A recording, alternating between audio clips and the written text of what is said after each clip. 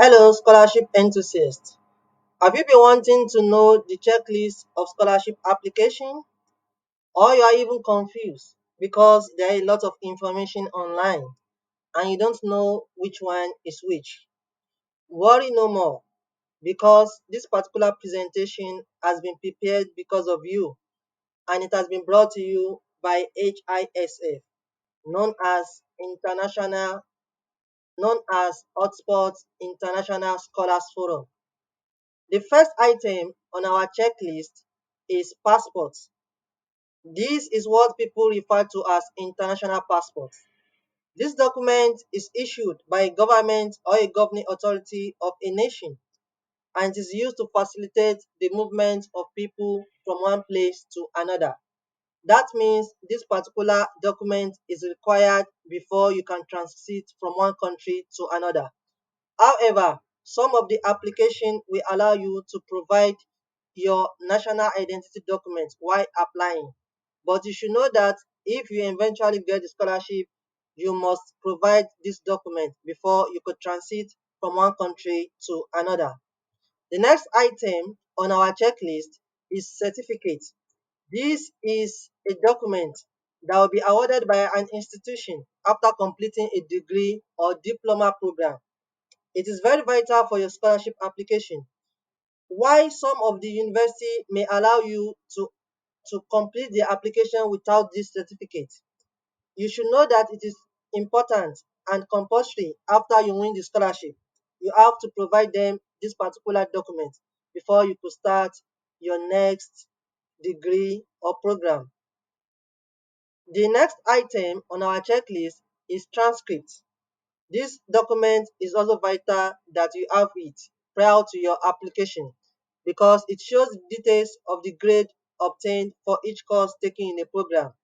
The courses and their corresponding grades will allow the admission committee to decide if you are suitable for the program you are intending to apply to or not.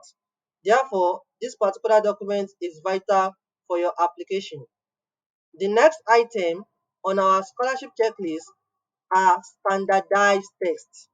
This include English language proficiency tests such as International English Language Testing System, abbreviated as IELTS, and test of English as a foreign language, abbreviated as TOEFL or TOEFL. These two tests are the most known English language proficiency tests and they are also very important. However, these tests can be waived if your previous medium of instruction was in English language, so you can provide them with this particular document. Another important standardized test are graduate record examination, abbreviated as GRE, and graduate management admission tests, abbreviated as GMAT. These tests are entrance tests for most universities in the US. However, some of them are waiving the application nowadays. The only thing you need to do is to email your graduate coordinator and ask if this test could be waived before you submit your application. The next item on our scholarship checklist is statement of purpose. This particular item is very important because it tells the admission committee a lot of information about you, such as who are you, and also it tells them why are you interested in the program you are applying to. It also tells them what are your research background and interests and how do this background and interests correlate with the program you are applying to. It also can tell them how will your unique experience add value to the program. Also, what are your future goals? And also, it can tell them why do you choose the institution. These particular questions here, they are not exhaustive because some of these institutions or application can actually have specific questions for their statement of purpose. So you need to answer those questions accordingly.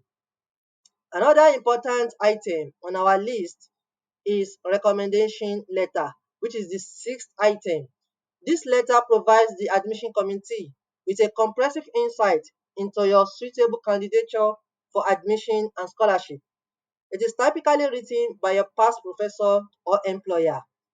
Some of these institutions will request that you submit 2 recommendation letters, while some of them will request 3, especially in the US.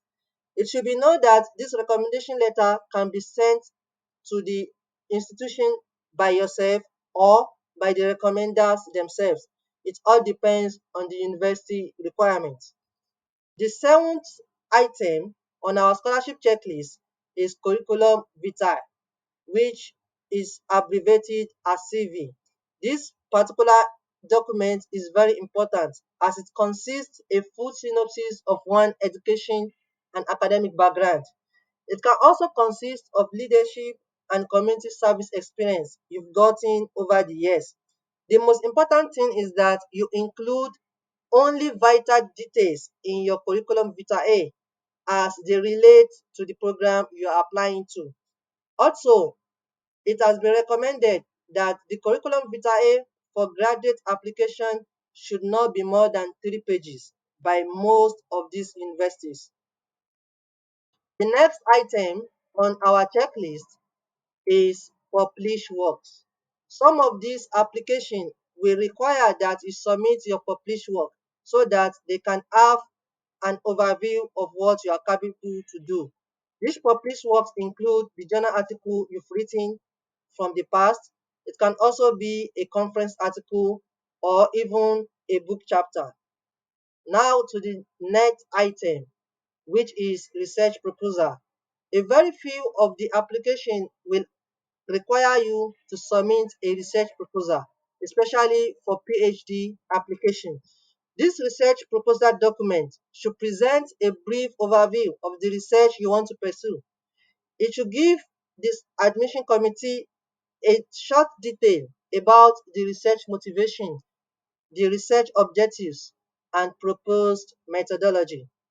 And finally, the last item on our scholarship checklist, it is prayer and faith in God. You have to be prayerful because the scholarship application can be very doubting. And with prayer and with faith in the Almighty, impossibility become possible. Either you are a Muslim or you are a Christian, make sure you pray to your God. And finally, remember to stay in touch with Hotspot International Scholar Forum because we know that scholarship application can be doubting. So we've created different public handles so that you can interact with other fellow scholars, such as our website, and we also have LinkedIn. We are also on Twitter, and finally, we are also on YouTube. And remember that no one has won until we all win.